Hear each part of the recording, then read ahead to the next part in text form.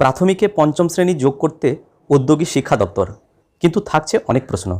ভগ্নদশায় রয়েছে রাজ্যের অসংখ্য প্রাথমিক স্কুল। এবার তাই প্রতিটি ব্লক এবং মিউনিসিপ্যালিটি থেকে 10টি করে প্রাথমিক স্কুল নির্বাচন করে মেরামতির কাজ শুরু করতে উদ্যোগী হয়েছে শিক্ষা দপ্তর। সেই সঙ্গে ওই প্রাথমিক স্কুলগুলিতে নতুন ক্লাসঘর তৈরি করে চতুর্থ শ্রেণীর পাশাপাশি পঞ্চম শ্রেণীও চালু করা যায় কিনা তা নিয়েও সমীক্ষা করার কথা ভাবছে তারা। উল্লেখ্য, জাতীয় শিক্ষানীতিতে প্রাথমিক স্তরে পঞ্চম শ্রেণীকে যুক্ত করার কথা বলা হয়েছে। রাজ্যের কিছু প্রাথমিক স্কুলে 2018 সাল থেকে পঞ্চম শ্রেণীকে যুক্ত করা হলেও অধিকাংশ প্রাথমিক স্কুলেই পঞ্চম শ্রেণী নেই।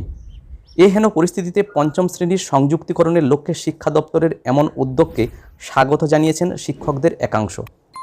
তবে তাদের একটি অংশের এও অভিযোগ, প্রাথমিক স্কুলগুলিতে পঞ্চম শ্রেণী যোগ করতে হলেও শুধু স্কুল ভবন মেরামতি করলেই চলবে না, তার চেয়েও জরুরি শিক্ষক নিয়োগ করা। শিক্ষকেরা জানাচ্ছেন, বহু প্রাথমিক স্কুল আছে যেখানে স্থায়ী শিক্ষক রয়েছে মাত্র একজন। এমনও দেখা যাচ্ছে কোনো স্কুলে হয়তো পড়ুয়া আছে 50 জন, শিক্ষক আছেন মাত্র 2 জন। সেই স্কুলে পঞ্চম শ্রেণী যুক্ত হওয়ার পরে পড়ুয়ার সংখ্যা হয়তো দাঁড়াবে 70 জন। সেক্ষেত্রে ওই স্কুলে শিক্ষক নিয়োগ না করা হলে পড়াশোনার মানের অবনতি হতে পারে বলে আশঙ্কা শিক্ষকদের একাংশের।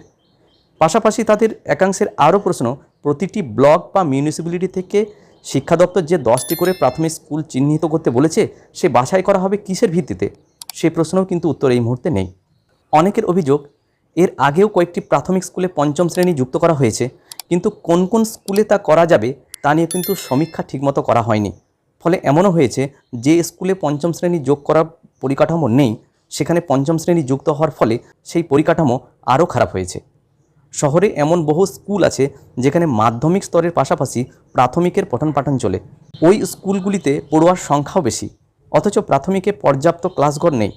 শিক্ষকেরা মনে করছেন এমন স্কুলগুলিতে নতুন ক্লাসঘর তৈরি করা প্রয়োজন, কিন্তু শিক্ষা দপ্তরের বিজ্ঞপ্তিতে সে ব্যাপারে কিছু বলা হয়নি।